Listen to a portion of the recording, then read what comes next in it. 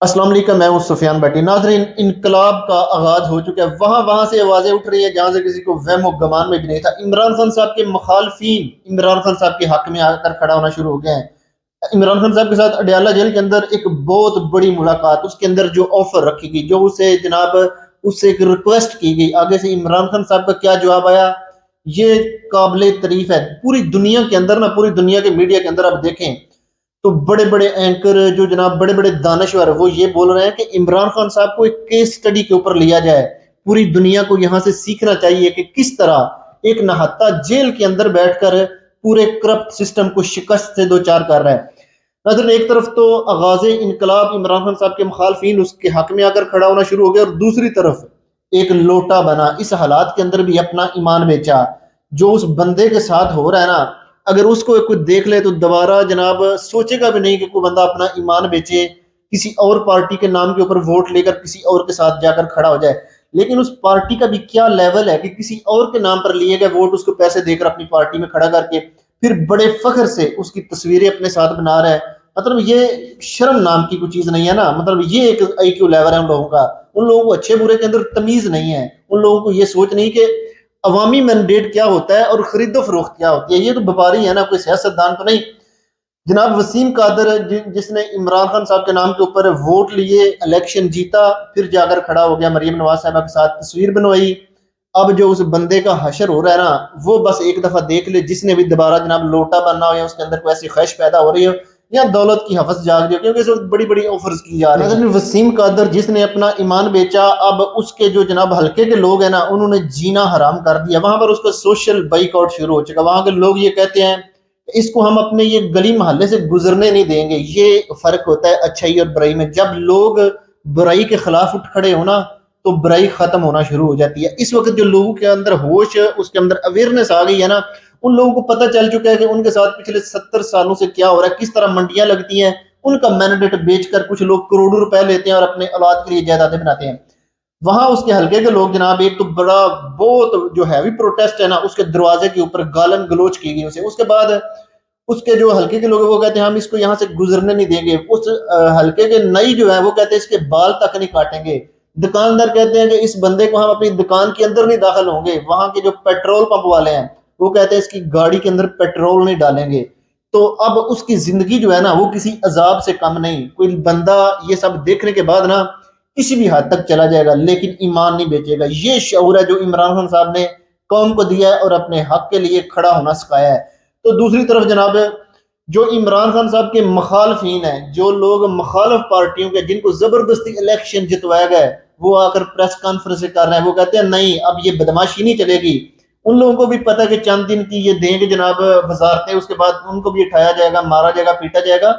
تو یہ ہوش کے ناخن نہ سب کو آ چکے ہیں سوائے میاں محمد نواز شریف کے اس ایمان فروش آدمی کے بغیر تقریباً ہر بندے کو نا اس وقت اویئرنس مل چکی ہے۔ تو جناب وہ مخالفین عمران خان صاحب کے حق میں بولنا شروع ہو گئے ہیں، کیونکہ ان کو بھی سمجھ لگ چکی ہے کہ گیم کیا چل رہی ہے، کس حد تک یہ لوگ ننگے ہو چکے ہیں۔ سسٹم کو شکست ہو نہیں رہی، سسٹم کو شکست ہو چکی ہے۔ آج ہار مانے یا چند دن اور خود کو مزید ننگا کرتا چلا جائے۔ اڈیالہ جیل کے اندر ایک بہت امپورٹنٹ ملاقات ہوئی، ایک بہت بڑا ڈیلیگیشن باقاعدہ وفد بھیجا گیا ہے، اور عمران خان صاحب کے سامنے کچھ شرائط رکھی گئی ہیں۔ اس شرائط کے اوپر جو عمران خان صاحب کا جواب آیا نا، اس جواب کے اندر اس نے سب کچھ سمیٹ کے بتا دیا کہ یہ جو میں نے اتنی لمبی جدوجہد کی ہے اس لیے نہیں کہ آج کسی کی شرائط مان کر ملک کو پھر اسی دلدل کے اندر چھوڑ دوں۔ سب سے پہلے یہ ایک ٹویٹ ہے اوپر، یہ دیکھیں، ماریانا بابر ایک جرنلسٹ ہے، انہوں نے لکھا got reconfirmed from third important source the senior delegation meet in Adiala with Imran Khan صاحب۔ اب جو آگے سے عمران خان صاحب کا جواب ہے نا وہ ذرا سنیے گا۔ Imran Khan said no to all proposal and said don't interfere۔ وہ کہتا ہے اس نے سب کے سب جو پرپوزل آئے تھے نا، جو اس کے سامنے جناب کچھ شرائط رکھی گئی، جو ان کو پرپوزل بھیجے گئے، اس نے سب کے سب ریجیکٹ کیے، اور اس کے بعد کہا کہ مداخلت مت کریں، اپنی حدود کے رہیں۔ جو آئین آپ کو حدود دیتا ہے اس کے اندر رہیں، ہر آئین سے باہر جانے کا نہ آپ کو اجازت ہے۔ جو آئین مجھے جناب جس قدر اس نے اجازت دی اس کے باہر نہ میں جانے کا پابند اور نہ جا سکتا ہوں۔ تو اب ہر ایک کو آئین کے اندر رہ کر کام کرنا ہوگا، آئین سے باہر کوئی بندہ نہیں جا سکتا۔ اس جو عمران خان صاحب کا جو جواب لکھا ہوا ہے نا اس کے اندر بڑا کلیئر دیکھیں، پہلے بھی بہت سی ملاقاتیں رپورٹ ہوئیں، اس کے بارے میں کہا گیا کہ عمران خان صاحب کی جیل کے اندر ملاقاتیں ہوتی ہیں، پھر نہیں بتایا جاتا تھا، عمران خان صاحب نے بھی اس کو اتنا اوپنلی نہیں بتایا۔ پھر جناب کچھ دیر کے بعد جب بشرا بی بی کو گرفتار کیا گیا تب چیزیں کھل کر سامنے آنا شروع ہو گئی کہ عمران خان صاحب کے سامنے کچھ پرپوزل رکھے جاتے ہیں، ان کے سامنے کچھ شرائط رکھی جاتی ہیں کہ جناب یہ شرائط ہے لہٰذا آپ مان جائیں، اور یہ سارے کے سارے کیسز معاف کر دیے جاتے ہیں۔ اور اب جناب آخری کوششیں جو ہے نا وہ ابھی تک جاری ہیں کہ کسی طرح عمران خان صاحب کسی حد تک مینج ہو جائیں، جبکہ اس وقت پاکستان کے اندر یہ حالت ہے کہ عمران خان صاحب کے بغیر اب سروائیول ممکن نہیں۔ وفاق میں حکومت پاکستان تحریک انصاف بنائے گی، اس کے اندر کوئی دو رہ نہیں۔ یہ جو 50 سیٹوں والے جنہوں نے جناب اپنے منہ کے اوپر کالخ ملی ہے نا، 50 سیٹیں جیتی ہیں اور جناب جا کر سپیچ کر رہے ہیں وہاں پر، جناب وکٹری سپیچ کر رہے ہیں، سبحان اللہ کیا کہنے میاں صاحب کے، پتہ نہیں کون ان کا وہ لکھاری ہے جو انہوں نے جملے بھی پھر لکھ کر دیے۔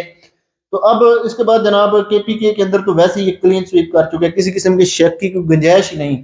تو اب عمران خان صاحب جب وفاق میں اور صوبوں میں حکومت بنائے گا تو یہ سب چاہتے ہیں کہ اس سے پہلے یہ سارے جو میٹر ہے نا یہ سولو ہو جائیں، کیونکہ اب جو سیاستدان ہیں ان کو بھی ہوش آ چکی ہے، جو سیٹیں ان کو دی جا رہی تھی انہوں نے بھی ٹھوکر مارے، انہوں نے بولا نہیں، اب آپ کسی کے جناب اعلیٰ کار نہیں بنیں گے، کیونکہ ہمیشہ سیاستدانوں کو مارا جاتا ہے اور کسی لوگ کے اوپر ہاتھ نہیں ڈالا جاتا، قانون کے اندر اتنی ہمت نہیں ہوتی۔ اس کے اندر غلطیاں اصل میں یہ جو سیاستدان ہیں ان کی اپنی ہوتی ہیں، یہ اپنے تھوڑے سے فائدے کے لیے جناب ان کے آگے لیٹ جاتے ہیں۔ اب دیکھ لیجیے نواز شریف کیا کر رہا ہے، صرف کچھ دیر کی ان کو وزارت عظمیٰ چاہیے اور اس کے لیے اپنے ایمان تک بیچ ڈالا، ملک کے ساتھ غداری کر رہا ہے کہ مینڈیٹ عوام نے دیا نہیں اور میاں صاحب وزارت عظمیٰ کی کرسی کے اوپر وراجمان ہونا چاہتے ہیں۔ تو یہ حال ہے جناب، جیسے اپڈیٹ آتے ہیں وقتاً فوقتاً آپ کو اپڈیٹ کرتا رہوں گا۔ اگر ابھی تک چینل کو سبسکرائب نہیں کیا تو کر لیں۔ ملتے ہیں نیکسٹ ویڈیو میں، اللہ حافظ۔